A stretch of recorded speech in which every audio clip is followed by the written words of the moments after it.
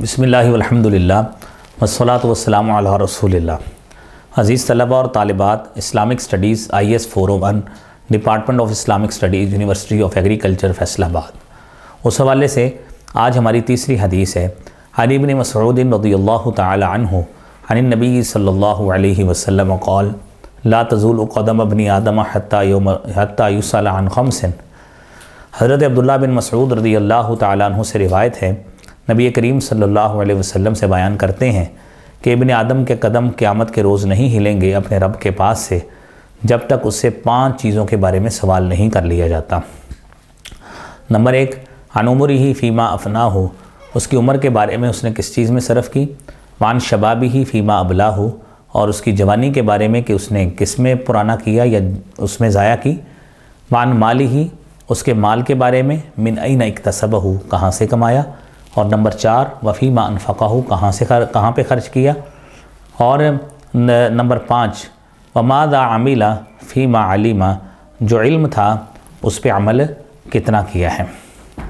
عزیز طلبہ اور طالبات، یہ حدیث اس معاملے میں انتہائی اہمیت کی حامل ہے کہ انسان کو سمجھنا چاہیے کہ ہماری زندگی جو ہے وہ ختم ہونے والی ہے اور اس زندگی کا جواب دینا ہے۔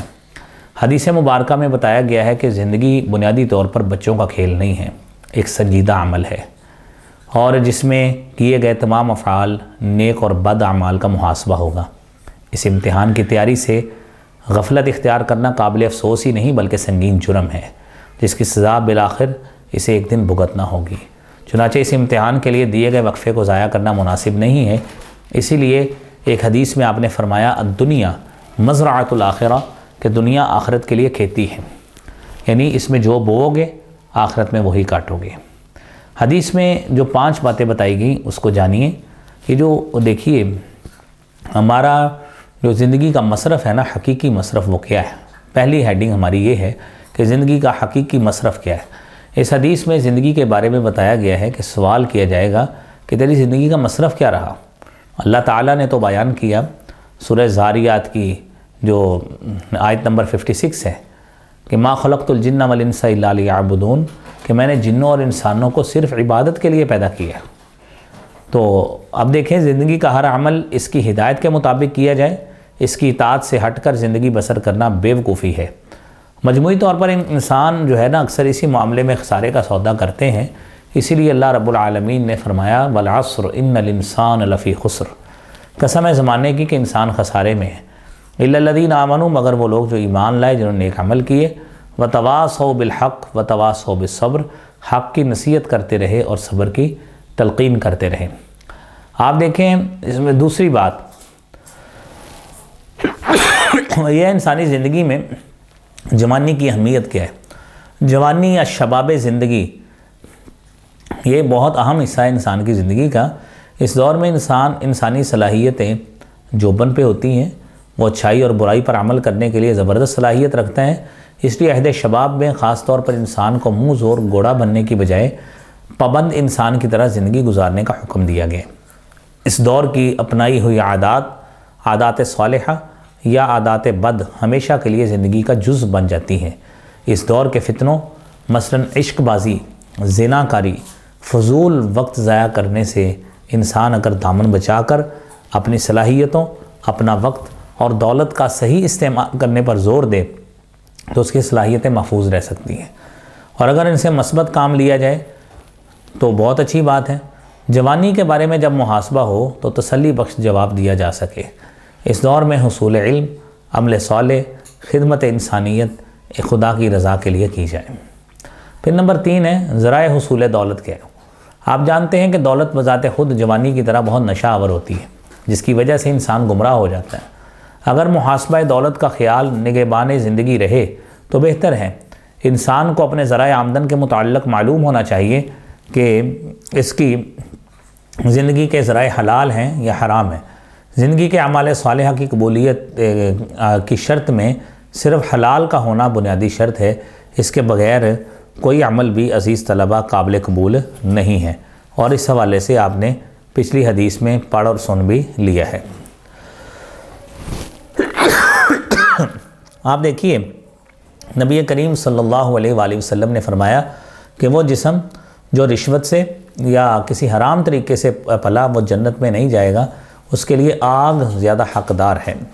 اور رسالت مآب صلی اللہ علیہ وآلہ وسلم نے یہ بھی فرمایا کہ جو شخص حرام کا لقمہ اپنے اندر ڈالتا رہا اس کی 40 دن تک عبادت بھی قبول نہیں۔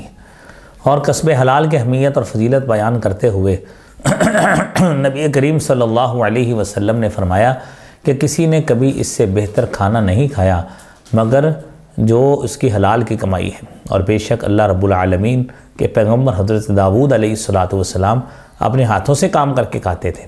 اسی لیے چوری، سمگلنگ، ملاوٹ، ناپ تول میں کمی بیشی، جھوٹ، دھوکے کی کمائی آخرت میں گلے پڑ جائے گی اور دنیا میں بھی تباہی کا باعث بنے گی۔ اور عزیز طلبہ، آپ دیکھیں آج ہمارے زوال کی شاید وجہ یہ ہے کہ ہم میں سے ہر شخص جو ہے نا وہ 2 نمبری پہ لگا ہوا ہے۔ پھر آپ دیکھیں اگلی بات ہے اس کے صرف دولت کا اسلامی اصول۔ حصول دولت کے ساتھ ساتھ صرف دولت پر بھی اللہ تعالیٰ کے ہاں جواب ہوگا، سوال ہوگا۔ انسان کے پاس صرف دولت کے جائز اور ناجائز ذرائع کئی طریقے ہیں، ان میں سے ایک طریقہ فضول خرچی ہے، اور اللہ تعالیٰ نے بخل کی طرح فضول خرچی کی بھی مذمت کی ہے۔ فرمایا ان المبذرین کانوا اخوان الشیاطین، فضول خرچی کرنے والے شیطان کے بھائی ہیں۔ اسلام نے کنجوسی اور فضول خرچی دونوں کی مذمت بیان کی ہے، اور مذمت بیان کرتے ہوئے کہا کہ نہ صرف دولت کہ یہ دونوں طریقے غلط ہیں، اور قواعد شعری کی تحسین اور حوصلہ افزائی بھی فرمائی ہے۔ اس کے علاوہ اپنی ذات اور خاندان کے علاوہ غریبوں، مسکینوں، معاشرے کے کمزور افراد پر بھی خرچ کرنا چاہیے۔ اس کے ساتھ ساتھ اپنی ذات اور خاندان کے علاوہ غریبوں، مسکینوں اور معاشرے کے کمزور افراد پر بھی خرچ کرنا چاہیے۔ اس کے ساتھ ساتھ اپنی ذات اور خاندان کے علاوہ جہاں پر ہم غریبوں پہ خرچ کرتے ہیں وہاں پہ اس کے غلط مصارف، مثلا شراب، زنا، چوری، گیمبلنگ، غلط مصرف جو بھی جتنے بھی آتے ہیں، نمود و نمائش سے بچنا، یہ تمام چیزیں غلط ہیں، حرام ہیں، ان سے بچنا چاہیے۔ اللہ تعالیٰ کے ہاں دولت خرچ کرنے کا حساب ہوگا اور غلط مصرف پر سزا ہوگی۔ پھر حرام چیزوں پر خرچ کرنے کی وجہ سے سخت عذاب آخرت ہوگا، اس لیے اللہ تعالیٰ نے صرف دولت کے تمام ناجائز طریقوں سے منع فرمایا ہے۔ اور پھر آخر میں فرمایا علم کے مطابق عمل۔ اسلام نے ایسے علم کو بیکار قرار دیا ہے کہ جس کے اوپر عمل پیرا نہ ہو سکے، اس لیے ارشاد نبی ہے علم بغیر عمل کے وبال ہے، اور بغیر علم کے گمراہی، اور عمل اگر بغیر علم کے وہ گمراہی ہے۔ یعنی علم انسان کو ہونا چاہیے کہ وہ جو کر رہا ہے اس کی حقیقت، اس کی نیچر کیا ہے۔ تو دیکھیں جس طرح علم آج عام ہے، عمل کی کمی بنتی جا رہی ہے، یہی وجہ ہے کہ بڑی بڑی باتیں کرنے والا عمل کی دنیا میں چھوٹا نظر آتا ہے۔ ایسی بے عملی کے باعث مسلمان جو ہے نا وہ سست ہوتا جا رہا ہے۔ یہی وجہ ہے کہ آپ دیکھیں مسلمان زوال کا شکار ہو گئے۔ محض معلومات جمع کر لینا کافی نہیں ہوتا، جب تک انہیں عمل نہ کیا جائے جب تک ان کے اوپر عمل نہ کیا جائے تو اس وقت تک اس کا کوئی فائدہ نہیں ہے۔ بیٹے فواز اس کو چارجنگ پہ لگا دو، ادھر۔ تو آپ دیکھیے اس حدیث مبارکہ میں جو بنیادی بات ہے وہ انتہائی اہمیت کی حامل ہے۔ آپ دیکھیں کہ حدیث میں بتایا گیا کہ لا تزول قدم ابن آدم کے قدم نہیں ہلیں گے جب تک اس سے 5 چیزوں کا نہیں پوچھ لیا جاتا۔ اب دیکھیں قدم ہلنے کی بات کب کی ہے۔ آپ کو عزیز طلبہ یہ بات مد نظر رکھنا چاہیے کہ اللہ رب العالمین نے جو قیامت کا دن رکھا ہے اس کے مختلف ڈائمنشن ہیں۔ پہلا ہے یوم فنا جس کو کہتے ہیں، جس کے بارے میں قرآن میں آتا ہے کل من علیہا فان، ہر چیز فنا ہو جائے گی۔ وَيَبْقَى وَجْهُ رَبِّكَ ذُو الْجَلَالِ وَالْإِكْرَامِ، صرف اللہ رب العالمین کا چہرہ ہے، ذو الجلال والاکرام، رب العالمین کی ذات ہے، اللہ کی ذات ہی ہے بچے گی۔ اور وَنُفِخَ فِي الصُّورِ فَصَعِقَ مَن فِي السَّمَاوَاتِ وَمَن فِي الْأَرْضِ إِلَّا مَن شَاءَ اللَّهُ ثُمَّ نُفِخَ فِيهِ أُخْرَى، یہ ڈے آف پیرشمنٹ ہے پہلا۔ پھر ہے ڈے آف ریزوریکشن ہے، ڈے آف ریزوریکشن جب مردے اٹھیں گے۔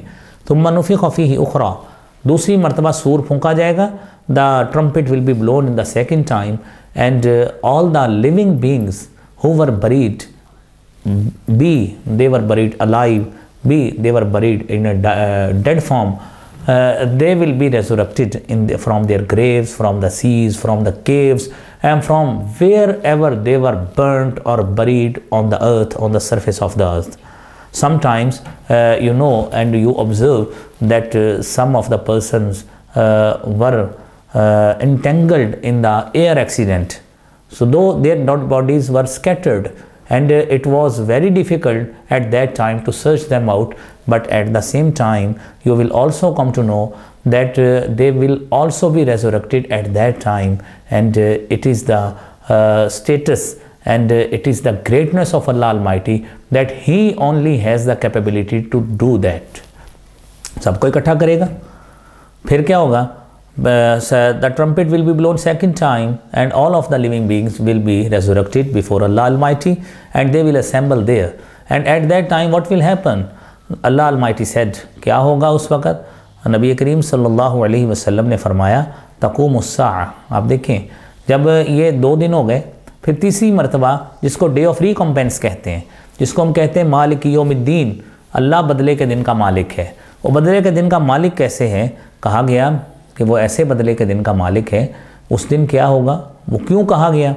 वो इतना सख्ती वाला दिन है, डे ऑफ रिकम्पेंस है, बदले का दिन है। हज़रत मिक़दाम बिन मादी करीब फरमाते हैं, तक़ूमुस्साअ, जब क़यामत कायम होगी, वशम्सु यौमल क़ियामति का मिक़दारी मील, सूरज उस दिन 1 मील की मुसाफत पे होगा। वन्नासु यकूनुना अला क़द्रि अमालिहिम, और लोग अपने अपने अमल की बदौलत, बदअमली की बदौलत दे विल बी परस्पायर्ड। तो क्या होगा? There will be some persons जो होंगे कि उनका जो पसीना है उनके एंकल्स तक होगा, उनके टखनों तक होगा, कुछ का उनके घुटनों तक होगा, कुछ का पसीना उनके कमर तक होगा, किसी का पसीना उसके मुंह तक होगा, किसी का पसीना उसको लिगामे पहनाए हुए होगा, इतना ज़्यादा होगा। तो at the same time Allah Almighty will provide the relief to the 7 kinds of persons जिनको relief at that time फ्राहम किया जाएगा, and at that time there will be only kind of relief, that is वो क्या है? Allah Almighty का अर्श बरी है। तो किन को अर्श का साया मिलेगा? नबी करीम सल्लल्लाहु अलैहि वसल्लम ने फरमाया, सही बुखारी मुस्लिम की हदीस है, फरमाया अल इमामुल आदिल, नंबर 1 आदिल हुक्मरान, यानी उस दिन, जिस दिन कहा गया ना कदम नहीं हिलेंगे, उस दिन रिलीफ भी मिलेगा। किन को मिलेगा? आदिल हुक्मरान, नंबर 1। दूसरा शख्स रजुलन, ऐसा शख्स यानी ऐसा नौजवान आदमी, यानी ऐसा नौजवान आदमी जिसकी नशोनुमा नशा फ़ी इबादतिल्लाह, जिसकी नशोनुमा ही अल्लाह की इबादत पे हुई है। तीसरा शख्स रजुलन क़ल्बुहु मुअल्लक़ुन फ़िल मस्जिद, जिसका दिल मस्जिद में लटका रहता है, इबादत करता है, नमाज़ पढ़ता है, मस्जिद में ज़िक्र अज़कार करता है, एक नमाज का वक्त हो गया, दूसरी की उसको याद सता रही है। फिर फरमाया रजुलानी तहाब्बा फ़िल्लाह, 2 आदमी आपस में मोहब्बत करने वाले, 2 आपस में ख़वातीन मोहब्बत करने वाली, अल्लाह के लिए, फॉर द कॉज ऑफ अल्लाह उनकी मोहब्बत हो, and for the cause of अल्लाह वो अलहदा हों, जुदा हों। और फिर आपने फरमाया कि ऐसा आदमी कि दात हो इमरातुन, कि जिसको एक ऐसी हस्ब व नसब वाली खातून बुराई की दावत दे और वो बंदा अल्लाह से डर जाए। और छठा आदमी आपने फरमाया कि जो तन्हाई में अल्लाह को याद करे और उसकी आंखें बह निकले। और 7वां आदमी आपने फरमाया कि ऐसा आदमी जिसने अपने दाएं हाथ से सदका किया और उसके लेफ़्ट हैंड को इल्म नहीं है कि उसने क्या सदका किया है, यानी इतना खुफिया तरीके से सदका किया। These are the 7 kinds of person, those will be provided relief on the time of on the day of recompense, उनको रिलीफ मिलेगा। तो ये आपने 5 बातें पढ़ ली हैं, इनकी तैयारी करनी चाहिए। अल्लाह करीम हमें अमल की तौफीक अता फ़रमाए। व आखिरु दावाना अनिल हम्दुलिल्लाहि रब्बिल आलमीन।